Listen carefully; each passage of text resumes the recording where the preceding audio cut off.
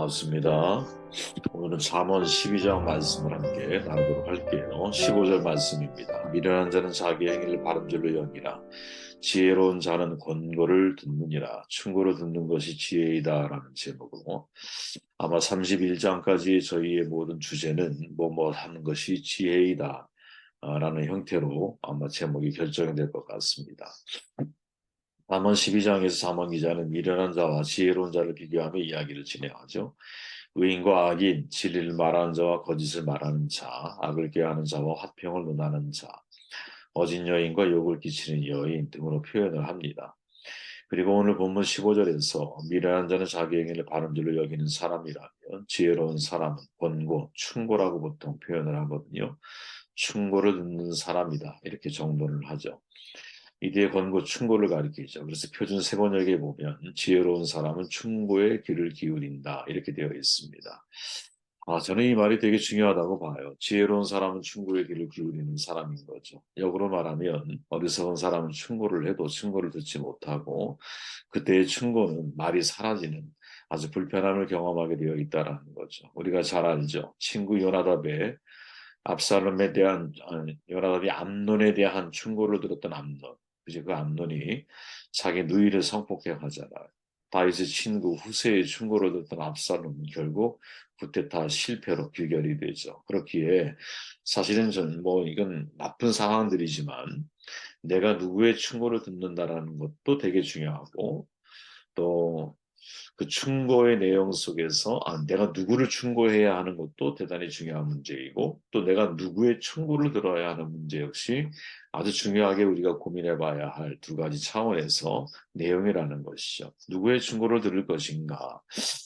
열왕기상 12장에 보면 이런 내용이 나오죠. 르호보암 왕이 그의 아버지 솔로몬 생전에 그 앞에 모셨던 노인들과 의논하여 이르되 너희는 어떻게 충고하여 이 백성에게 대답하겠느냐. 그리고 쭉 충고하는 내용이 나오죠. 솔로몬이 죽은 후 그 아들 르호보암이 권력이 승계되는 과정에서 발생한 일이거든요. 다윗과 솔로몬의 시기 분명 정치, 경제, 문화, 군사적으로 이스라엘의 황금 시대입니다. 그죠? 그러나 한편 그 이면에 숨겨져 있는 예를 들어서 억압받는 이들을 찾아오시고 그들을 자유와 해방의 길로 이끄셨던 하나님의 구속사적 관점에서 보자면 사실은 그 시절은 겉으로 볼 때는 황금기인데 그 이면에 어두운 그림자가 있다라는 거죠. 역사의 퇴행기라고 말할 수도 있는 내용들이 있거든요. 예를 들어서 구약 신학자 노만 갓 월드라고 하는 분은 다윗 솔로몬 시대의 특징을 네 가지로 요약을 하는데 첫째는 정치적 중앙 집권화가 일어났다라는 거죠. 권력이 한 곳에 쏠려갔다라는 거야. 둘째는 그러면 사회 계층이 발생을 하게 돼요. 그리고 셋째는 토지 소유권에 대한 이해가 달라졌어. 전에는 토지 소유가 누구예요? 하나님이죠, 하나님. 그죠? 근데 이 소유권이 가족이나 확대 가족에 처음에 있었어. 모두에게 다 동등하게 주어지고, 이제 신년이 되면 다시 그것을 이제 자유를 선언하는 이런 우리 기본적으로 우리가 내용들을 다 알고 있잖아요. 그죠? 근데 이 가족이나 확대 가족이 있었던 소유권이 어떻게 부자들에게 토지가 넘겨가기 시작했다라는 거죠. 그러면서 토지를 잃은 사람들은 임금 노동자로 전락을 하는 거지.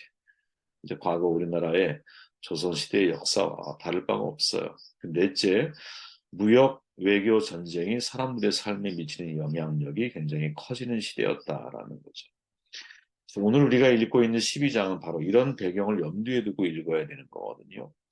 왕위를 계승한 르호보암 두렵고 떨렸을 거야. 통치 경험은 전무하고 다스려야 할 나라는 컸을 거예요. 어느 날 여로보암을 대표자로 한 북부 지파 독병의 사람들이 세겜에 있는 왕을 찾아왔죠. 그들은 솔로몬이 백성들에게 부과했던 세금과 노역이 너무 과중해서 견딜 수가 없으니까 멍에를 가볍게 해달라고 청해요. 솔로몬 시대의 영화로운 백성들이 희생을 통해 이룩된 거죠. 그죠? 그러니까 이게 권력의 중앙 집권화가 낳은 아주 큰 병폐적인 현상 가운데 하나예요. 당황하죠, 당연히 르호보암이. 선왕과 함께 나라를 일으켰던 원로들에게 자문을 구하는 거예요. 그래서 그들이 올바른 길을 가르쳐 주거든요. 임금님께서 이 백성의 종이 되셔서 그들을 섬기려고 하시면 또 그들이 요구한 것을 들어주시겠다 좋은 말로 대답해 주시면 이 백성은 평생 임금님의 종이 될 것입니다. 이렇게 12장에 말하는 거예요. 원로들은 특권을 누리고 있는 사람들이거든요. 그럼에도 불구하고 아직 잊어버리지 않고 있는 있는 게 있어. 그게 바로 출애굽 정신이죠. 이거는 잊어버리지 않는 거야. 요 부분을 여러분들 우리가 되게 주목하고 기억을 해야 할 내용 가운데 하나예요. 자, 그들은 왕에게 주어진 권한은 백성을 마음대로 다루는 것이 아니라 백성을 섬기는 일에 서번트 리더십이 필요한 겁니다. 이렇게 말해주는 거죠. 왕을 위해 백성이 존재하는 게 아니라 왕이 백성들을 위해 존재한다는 사실을 일깨워주죠. 이거는 정말 한 나라의 리더십들은 반드시 기억해야 하는 거거든요. 성도들이 저를 위해 존재하는 게 아니에요. 제가 성도들을 위해서 하나님이 저를 부르시고 저를 세우신 거지. 그렇게 여러분 제가 성도들을 위해서 해야 할 일들에 대해서는 이제 이렇게 게으를 수가 없는 거죠. 어떻게 게으를 수 있어요? 왜 그것 때문에 제가 부름을 받았는데. 근데 거꾸로 목회자를 위해서 성도가 있다고 생각하면 성도들은 목회자를 필요를 채워주는 존재로서 있는 거죠. 이런 의식이 여러분 한국 사회에 얼마나 사실 만연되어 있었습니까? 겉으로는 그렇게 표현하지 않아요. 그러나 삶을 살아가는 방식을 보면 저번이 서번트 리더십을 가지고 있는 즉 함께하고 있는 동료들을 올바르게 세워나가기 위해서 자신이 희생하고 있는지 아니면 자기를 위해서 다른 사람을 희생시키고 있는지 때로 여러분 목사들이 독재자처럼 보일 때가 많거든요. 제왕적 리더십을 가지고 그것이 마치 대단한 카리스마가 있는 것처럼 이렇게 행동하는 경우들을 많이 보는데 그것만큼 어리석은 게 없죠. 으뜸이 되려면 어떻게 해야 돼요? 종이 돼야 한다고 말씀하시잖아요. 예수님은 철저하게 여러분 함께하는 제자들 그들을 온전하게 세워가기 위해서 최선을 다하셨던 분이에요. 잊으면 안 된다고 봅니다. 성경 기자는 젊은 관료들이 또 이제 르호보암에게 충고하는 내용들을 소개하죠. 그때 표현이 뭐냐? 그와 함께 자란, 그를 받드는 이렇게 표현해요. 그러니까 동료들이라는 거죠. 자기와 함께 자란 사람들이야. 이들은 권력의 비율을 맞추는 것이 자기들의 기득권에 일치하는 길이라는 사실을 너무나 잘 아는 사람들이죠. 강제 노역에 시달리고 과중한 조세 부담에 허리가 휜 민중들의 처지를 알 리가 없어. 그들에게 있어 세상은 여러분 다스리는 자와 다스림을 받는 자로 나뉠 뿐이야. 그러니까 당연히 원로들의 요구를 단호히 거절해야 한다고 충고를 하죠. 바로 이 지점에서 여러분 원로들과 이 나이 어린 젊은이들의 차이가 확연하게 드러나죠. 그들의 공통점이 뭡니까? 그들은 다 권력을 누리고 있는 기득권자라는 거예요, 여러분. 그죠? 원로들은 기득권자가 아닙니까? 이미 오래전부터 기득권을 누려왔던 사람들이지. 어떻게 보면 여러분, 나이가 먹을수록 실은 어린아이가 되는 부분도 있잖아요, 사실 솔직히 말하면. 자기 자리, 명예, 권력 내려놓기 너무나 쉽지가 않은 거거든요. 젊은 사람은 이제 맛을 본 거고, 이 사람은 그 맛을 오랫동안 누려왔던 사람들이거든요. 사실 누가 더 그 권력을 내려놓기가 쉬울까? 누가 더 어려울까? 논하기 쉽지가 않아. 하지만 분명한 것은 권력의 맛을 몇십 년씩 누려온 사람의 입장에서는 오히려 더 어려울 수 있다라는 거야. 그런데 그들이 시간이 지나면서 이건 아니지 이런 생각을 했다라는 거죠. 이 부분을 우리가 놓치지 말아야 한다고 봐요. 르호보암은 원로들의 충고를 거절하고 자신과 함께 자란 동료들의 충고를 듣죠. 내 아버지가 당신들에게 무거운 멍에를 메웠어. 그러나 나는 이제 그것보다 더 무거운 멍에를 당신들에게 메우겠어. 내 아버지는 당신들을 가죽 채찍으로 매질하였지만 나는 당신들을 쇠 채찍으로 치겠어. 미친 사람 같아요. 이렇게 말할 때 보면 르호보암이 전혀 인간관계, 전혀 리더로서 어떤 팔로워들을 생각하는 마음 전혀 없는 거죠. 근데 이 대목에서 제일 마음 아픈 게 뭐냐? 멍에와 채찍이라고 하는 표현이죠. 왜? 이건 출애굽 정신과 아주 직결되어져 있는 두 단어거든요. 출애굽 정신에 대한 부정의 상징이 멍에와 채찍이잖아. 하나님은 바로와 멍에 채찍 아래에서 신음하던 히브리인들을 가나안으로 이끄셨잖아요. 그죠? 그런데 그 단어가 다시 등장한 거야. 누구에게? 르호보암에게. 권력이 위임된 거거든요. 백성이 그에게 권력을 위임한 거야. 그런데 그 권력이 절대적인 권한으로 자기가 누리고 있는 거죠. 그리고 멍에와 채찍으로 자기의 권력을 위임한 사람들을 지배하겠다. 이렇게 말하는 거죠. 예수님은 한 나라의 하나님 나라의 통치 원리를 말씀하실 때 이렇게 말하잖아요. 너희가 아는 대로 이방 민족들의 통치자들은 백성들을 마구 내리누르고 고관들은 백성들에게 세도를 부린다. 그러나 너희끼리는 그렇게 하면 안 된다.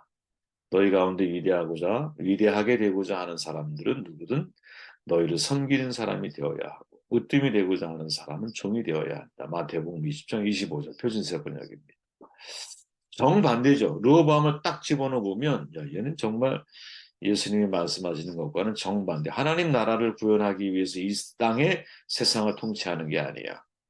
그냥 세상에서 자기의 나라를 세우기 위해서 자기의 권력을 가지고 통치하는 거죠. 아, 참, 이런 사람들이 있구나 하는 것을 발견하게 되죠. 그래서 사실은 이 지점에서 우리가 누구를 충고해야 되는 건가 되게 고민하지 않을 수가 없다라는 거죠. 그리고 누구의 충고를 들어야 되느냐.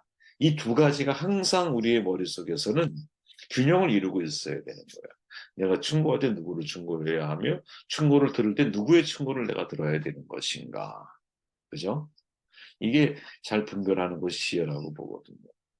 자, 르호보암에게는 원로들의 진심어린 충고도 있고 함께 자란 동료들의 충고도 있어서 둘 다 권력의 맛을 다 아는 사람들이야.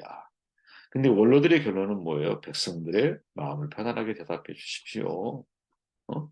당신이 백성들을 위해 존재하는 거지. 백성들이 당신을 위해 존재하는 게 아닙니다. 멍에와 채찍이 무슨 말입니까? 이런 말 들어야 되는 거죠. 근데 이 충고를 듣고 선택과 결정을 하는 것은 누구의 몫이에요? 르호보암의 몫이거든요.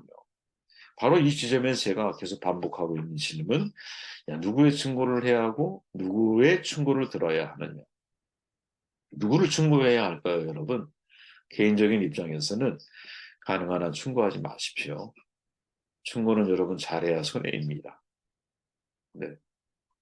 정말 내가 상대의 사랑에 대한 확신이 없으면 웬만하면 충고하지 마시고, 현명한 사람은 여러분 상대가 요청할 때까지 충고의 입을 열지 않아요.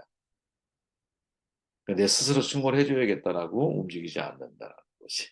어리석은 사람은 여러분 내가 스스로 지혜 있다고 생각을 하고 누구를 막론하고 충고하고 싶어 하죠. 르호보암이 먼저 원로들의 자문을 구한 거거든요. 이게 되게 중요한 장면이라는 거예요, 여러분. 그래서 원로들은 진심을 담아 충고를 했잖아요. 자문을 구하니까, 그죠?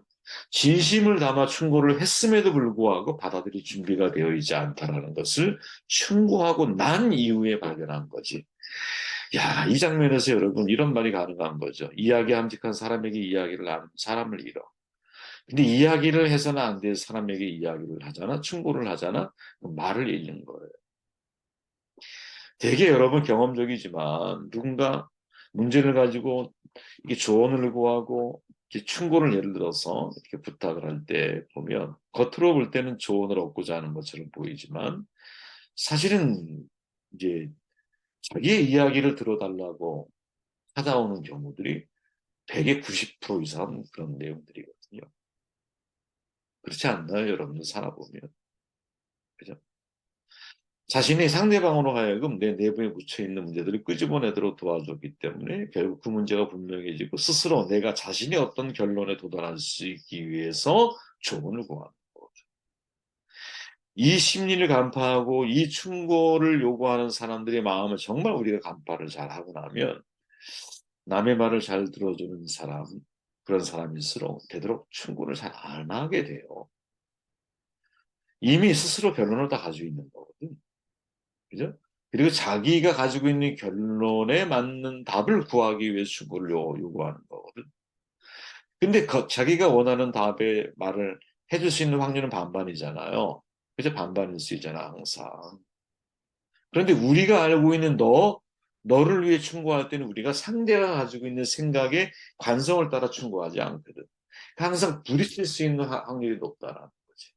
상대가 받아들이지 못해. 경험상 그래요, 보면. 그래서 성경 솔로몬이 말하고 다른 자문 기자가 말하는 충고의 중요한 기준이 있어요. 17장에 가보면.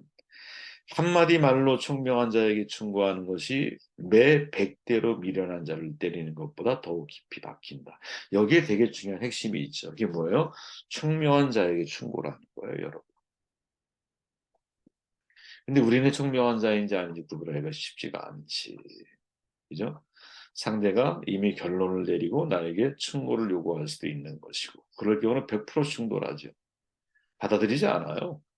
자기가 갖고 있는 생각에 대한 확답을 얻기 위해서 조언을 구하고 그러는 거지. 그러니까 진짜 총명한 자에게 충고를 해야 하는 거거든요. 그죠? 그들에게 어떤 충고를 해야 할까? 그때도 여러분, 여러분의 생각을 말하는 습관에서 이제는 하나님의 말씀으로 충고하는 사람으로 바뀌어야 된다고 봐요. 백의 이황 선생이 계시잖아요. 역사가들에 의하면 이황 선생은 충고를 극도로 아낀 분으로 전해져요. 충고가 인간관계에 상처가 된다라는 이런 믿음을 가지고 있는 분이었기 때문이래요. 형제들 사이에서도 정성을 다하지 않는 충고는 상처만 남긴다라고 말합니다. 매우 조심했다 그래요. 가족, 친지, 제자들에게는 더했대. 제자들이 충고를 구하잖아. 당연히 스승이니까 일체 거의 충고를 하지 않았대요. 그래서 사관들이 뭐라고 썼냐면 한 번도 남의 잘잘못을 말한 적이 없는 사람. 이게 퇴계였다라는 거예요. 대단하지 않아요, 여러분? 그죠? 퇴계양 선생님, 그죠? 근데 유일하게 그나마 신뢰하는 제자들을 향해 충고하는 게 있었대요. 그때 충고의 방법이 뭐냐면 편지를 쓰는 거예요. 편지. 자기의 속마음을 구구절절히 그 편지체는 제가 이게 읽어봤거든요. 대단해요. 정말 진심이 느껴져요. 기록으로 남기는 거죠. 저는 이걸 보면서 무슨 생각이 들었냐면, 야, 하나님께서 우리에게 성경을 주신 게 얼마나 위대한 하나님의 충고인가. 우리는 구전으로 들은 걸 말하는 게 아니잖아요. 기록된 말씀을 가지고 있잖아요. 하나님.